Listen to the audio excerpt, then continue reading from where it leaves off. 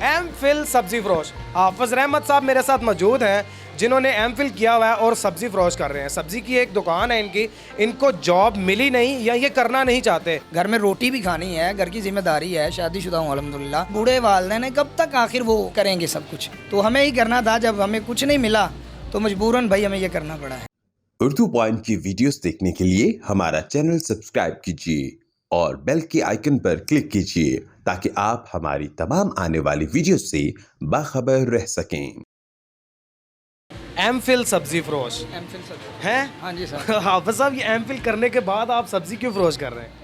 देखिए, जब एम.फिल इंसान करता है तो उसकी बड़ी सोचें, बड़े ख्वाब, बड़ी तमन्नाएं, बड़ी ख्वाहिशें होती हैं कि मैं ये काम करूँगा और मैं किसी ऑफिस में बैठूँगा बड़े आराम से, अच्छी जॉब होगी, सरकारी जॉब होगी या दूसरी होगी।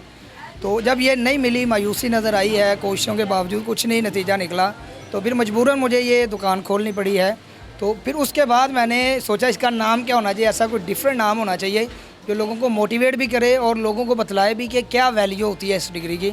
तो इसलिए मैंने इसका नाम एम.फिल सब्ज़ी फरोश रखा है। एम.फिल सब्जी फरोश तो हैं आपने एम.फिल किया हुआ माशाल्लाह, और कारोबार भी कर रहे हैं। अब कारोबार अब जो कर रहे हैं इसमें क्या फ़ायदा और क्या नुकसान?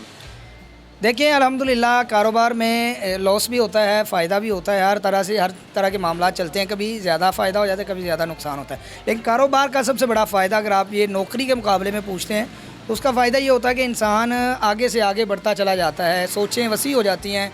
और इंसान, मैंने यकीन माने सरकारी जॉब वाले भी लोग देखे हैं कि जब वो रिटायरमेंट लेते हैं तब भी बेचारे कोशिश करते हैं जो पैसे मिले उनका कारोबार करें, यानी बुढ़ापे में भी जाके उनको सूझती है तो कारोबार की। इसका मतलब ये वाज़े तौर पे कारोबार के फ़ायदे ही फ़ायदे हैं। जब आप करते हैं तो आप कहीं का कहीं निकल जाते हैं। दुनिया में जितने भी लोग बड़े हुए हैं, नाम उन्होंने पैदा किए, उन्होंने अपने कारोबार ही किए थे। आपने अप्लाई किया? जी अल्हम्दुलिल्लाह, मैंने कई जगह अप्लाई किया है, सरकारी इदारों में अप्लाई किया है। सरकारी किन किन महकमों में अप्लाई किया आप? ठीक है, खुसूसी तौर पे चूँकि मेरा जो शोबा था या जो मेरा शौक़ था वो था लेक्चरार का, ये सीटें वगैरह आई, लेकिन उसमें भी बड़ा उन्होंने काम किया। कभी क्या मसला हो गया जी, कभी क्या मसला हो गया। सरकारी सतह पे आप जानते हैं किस चीज़ की वो डिमांड करते थे, क्या मसला क्या था? देखिए, डिमांड तक तो हम पहुँचे ही नहीं। पहली बात, डिमांड दूसरी डिमांडों तक पहुँचे हैं जो आमतौर पे की जाती है। आप भी जानते हैं पाकिस्तान में एक तो रिश्वत की डिमांड की जाती है, दूसरी सिफारिश की डिमांड की जाती है। और आप भी जानते हैं, हत्ता कि हमारे उस्ताद ये बात करते हैं कि जो डेली डिग्री वाले हैं वो जहाज़ चला रहे, जो असली डिग्री वाले बेचारे वो ऊबर चला रहे। यानी हमारी हालत ये हो चुकी है कि हम भी उन्हीं लोगों में शामिल हैं कि जो असली डिग्री लेके बेचारे दुकान चला रहे हैं, जो जेली डिग्री लेके वो अच्छा खासा महकमा चला रहे हैं। तो इसके लिए सिफारिश मांगी जाती है, इसके लिए रिश्वत मांगी जाती है। ना तो हमारे पास इतनी रिश्वत है, ना इतनी सिफारिश है। चूँकि मेरे वालिदैन ने बड़ी मुश्किल से मुझे पढ़ाया है। पढ़ लिख के सुबह 8 बजे से लेके ज़्यादा से ज़्यादा 4 बजे तक ड्यूटी होती है, अगर सरकारी जॉब हो या प्राइवेट जॉब हो। यहाँ पर तो मेरा ख्याल है सब्ज़ी जब आप लेने के लिए जाते हैं तो सुबह कितने बजे उठते हैं? देखिए, मेरे वालिद साहब अल्हम्दुलिल्लाह मंडी जाते वो हैं, वो उठते हैं 2:30 बजे। 2:30 बजे मंडी जाते हैं वो, और मैं ख़ुद बजाते अल्हम्दुलिल्लाह 4:30 बजे उठता हूँ, नमाज़ फ़जर अदा करके दुकान पे आ जाता हूँ। और रात को इशा के बाद हम ये दुकान बंद करते हैं। और यहाँ पे आप देख सकते हैं कोई कुर्सी नहीं है, कोई बैठने की जगह नहीं है, प्रॉपर खड़े होना पड़ता है। यूँ समझ लीजिए कि जैसे मैं एक अनपढ़ बंदा, पेट्रोल पम्प पे जो बंदा खड़ा होता है, बैठने की जगह नहीं है। ये इतनी मेहनत करने का मुझे ये नुकसान हुआ है कि जब नौकरी नहीं मिली तो मुझे ये मेहनत करनी पड़ रही है। तो मैं नहीं चाहता कि हर बंदा ये काम करे। शिकवा ये कर रहे हैं कि डिग्री और अनपढ़ में कोई फ़र्क नहीं है, और कोई काम भी तो नहीं है। मसला ये है कि माइशत है, घर का मुआशी हालात हैं, रोज़गार भी चलना चाहिए, घर में रोटी भी खानी है, घर की ज़िम्मेदारी है, शादीशुदा हूँ अल्हम्दुलिल्लाह, बेटी है, जॉइंट फैमिली है, माँ बाप के साथ हूँ। ज़ाहिर बात है, बूढ़े वालिदैन है, कब तक आखिर वो करेंगे सब कुछ, तो हमें ही करना था। जब हमें कुछ नहीं मिला तो मजबूरन भाई हमें ये करना पड़ा है। अच्छा, सुन्नत मुबारक रखी हुई है, क्या हिफ्ज़ भी किया हुआ आपने? जी अल्हम्दुलिल्लाह, मैंने हिफ्ज़ भी किया हुआ है, तजवीद व क़िरात भी की है, क़िरात सबा, क़िरात सुलासा भी की हुई है अल्हम्दुलिल्लाह, वफ़ाक़ुल मदारिस भी किया हुआ अल्हम्दुलिल्लाह, आलिम दीन भी हूँ, और अल्लाह के फजल व करम से बाकायदा जुमा भी पढ़ाता हूँ, अल्लाह के फजल व करम से सर। अच्छा, कहीं दोस्त या रिश्तेदार ताने तो नहीं मारते कि लै इन्ना पढ़ लिख के तो फिर सब्जी वाली दुकान खोली हो, पहले ही लग जाता? देखिए, हमारे एक कज़न ने किया था, उसको तो हुआ था, लेकिन मेरी चूँकि ज़्यादा मुलाकात नहीं हुई अभी ज़्यादा, क्योंकि सारा दिन इसी में मसरूफ़ गुजरता है कि रिश्तेदारों में गया नहीं, अभी मैं बहुत ज़्यादा नहीं गया। लेकिन जो वालिदैन मेरी सपोर्ट करते हैं, दोस्त मेरी सपोर्ट करते हैं, हत्ता कि मेरे जो दूसरे क्लास फेलो से उन्होंने मेरी सपोर्ट की, उन्होंने कहा बहुत अच्छा आपने किया है, आपने अपना काम स्टार्ट किया है। वो बरकत अल्लाह के कहते हैं कि अल्लाह ताला आपके कारोबार में बरकत दे, वो दुआएं करते हैं। कहीं ऐसा तो नहीं है कि ये वीडियो देखने के बाद रिश्तेदार आपके ऊपर तनकीद करेंगे कि यार ये बंदा इतना पढ़ा लिखा हो गया, ये केड़े काम करन डया है, तो हुण वेखो वीडियो बना रहा है, ये कर रहा है, वो कर रहा है, ये वो क्या कहते हैं जाली शोहरत हासिल करना चाह रहा है, ऐसे करना चाह रहा है, वैसे करना चाह रहा है? नहीं, ऐसा कोई मसला नहीं, जैली वाली तो बात ही कोई नहीं ना। एक यूनिवर्सिटी बड़ी का नाम ले रहा हूँ अल्हम्दुलिल्लाह, और सबको पता है कि पढ़ा हुआ हूँ अल्हम्दुलिल्लाह। बात ये है कि आप रिश्तेदारी की बात करते हैं, हमारे एक कज़न ने इस दुकान के नाम पे अपनी दुकान का नाम रख लिया। अच्छा, आप हैरान होंगे, यानी वो इसको बड़ा अजीब समझते कि यार क्या बात है यार, ठीक है, वो समझते यार बंदे की तो फ्री में पब्लिसिटी हो रही है। वो तो कह लीजिए कि कई अहबाब तो शायद हसद में मुब्तला हो जाए। अच्छा, वो ताने देने बड़ी दूर की बात है, ऐसी कोई बात नहीं। अल्हम्दुलिल्लाह सारे रिश्तेदार अच्छे हैं, वो सपोर्ट करते हैं, क्योंकि ये हमारा ख़ानदानी कारोबार है, ये मैंने तनहा नहीं किया। ये वालिद साहब की भी दुकान है, भाई की भी दुकान है, अजीज़ व क़ारिब जितने भी रिश्तेदार हैं सबकी दुकानें हैं।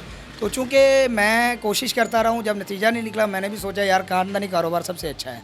हाफिज़ साहब इतना पढ़ने लिखने के बाद भी आपको जॉब नहीं मिली, किससे शिकवा करना चाहेंगे, किससे दरख्वास्त करना चाहेंगे? देखिए, अहले हल्लो इक़्क़त हम ज़ुबान में इस्तेमाल करते हैं उर्दू का, जो अहले इक़्तिदार हैं, जो अहले इख्तियार हैं, जो इख्तियार हैं, साहब इख्तियार हैं, ये जो लोग कदर नहीं करते या जो बड़े बड़े महकमों में बैठे हुए हैं, जिनको आम ज़ुबान में मगरमच्छ भी कहा जाता है, ठीक है, वो छोटी छोटी हम जैसी मछलियों को निगल जाते हैं, हमारा टैलेंट निगल जाते हैं, हमारी तालीम निगल जाते हैं, हमारी सलाहियत निगल जाते हैं।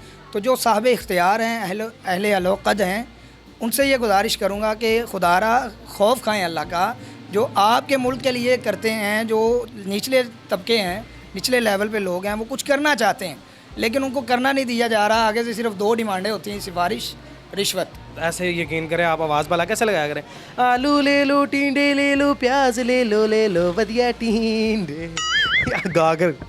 नहीं सर, मैंने कहा ये अल्लाह ने सलाहियत आपको दी है, ये खूबसूरती आपके पास है, मेरे पास नहीं है। बल्कि कोई बंदा गाली भी ऐसी आवाज़ में निकालता, मैं उसे कहता हूँ यार तेरी आवाज़ बड़ी ज़बरदस्त है, लारी अड्डे पेठा बेचा कर, लारी अड्डे पेठा बेचा कर। आप साहब वैसे अपनी जो लाइफ है आपकी, माशाल्लाह कितनी उम्र है? मेरी अल्हम्दुलिल्लाह 27 साल हो चुकी है उम्र। 27 साल। आप शरारती भी थे बचपन में? नहीं, मैं अल्हम्दुलिल्लाह संजीदा था, किताबें बहुत ज़्यादा पढ़ता था, अल्लाह के फजल करम से लगाव था। हत्ता कि मैं इतनी किताबें पढ़ता था, उर्दू अदब पे बहुत ज़्यादा किताबें पढ़ता था कि इंटरनेट पे मेरे कॉलम मौजूद है, कई अखबारात में मैं कॉलम बाकायदा लिखता रहा हूँ, कई वेबसाइट पे अल्हम्दुलिल्लाह मैंने आर्टिकल वगैरह लिखे हैं, और मैंने थीसिस दौरान जामिया सल्फिया फैसलाबाद पढ़ता रहा हूँ। मदरसे में रहते हुए उर्दू अदब पे मैंने थीसिस लिखा था, सहाफ़त में मैंने थीसिस लिखा था। अल्हम्दुलिल्लाह UMT में जब मैंने ये एमफिल किया है तो वहाँ पे भी एक मुनफरिद अंदाज़ में मैंने थीसिस लिखा कि बाद याफ्ता बच्चों की शरीक कानूनी माशरती हैसियत, ऐसे बच्चे जो गिरे पड़े मिलते हैं, जो मुआशरे की बहुत ज़्यादा ज़रूरत है। ये अल्हम्दुलिल्लाह मैं संजीदा था।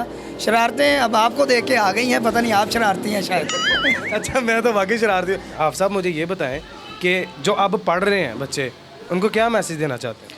देखिए, मैंने बहुत सारे लोगों को भी यही बात की, ज़रा संजीदगी से बात कर रहा हूँ। हम डिग्रियाँ लेके बैठ जाते हैं, हर बंदा आपको पढ़ा लिखा नज़र आएगा, और हर बंदा कुछ ना कुछ उसके पास है, कोई ना कोई डिग्री है, लेकिन बेरोज़गार है। उसकी वजह, उसकी सबब यही आप देखें ना, लॉकडाउन में हुआ है। और मुझसे ये सवाल किया कि आपने सब्ज़ी की दुकान क्यों खोली, तो मैंने उनसे कहा कि ये लॉकडाउन में भी बंद नहीं होती।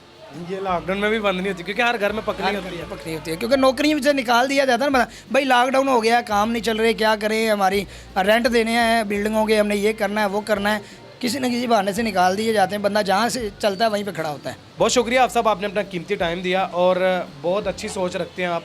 और मेरी आला हुकाम से रिक्वेस्ट है, अगर ये कोई भी इक़्तिदार में बैठा बंदा या कोई भी वज़ीर, मशीर या कोई मुतल्लिका इदारों से कोई बंदा अगर ये वीडियो देख रहा है तो खुदारा हाफ़िज़ साहब के ऊपर अपनी नज़र ज़रूर कीजिएगा। अपने मेज़बान ज़ैन बाबू को इजाज़त दीजिए और देखते रहिए उर्दू पॉइंट। अल्लाह निगहबान।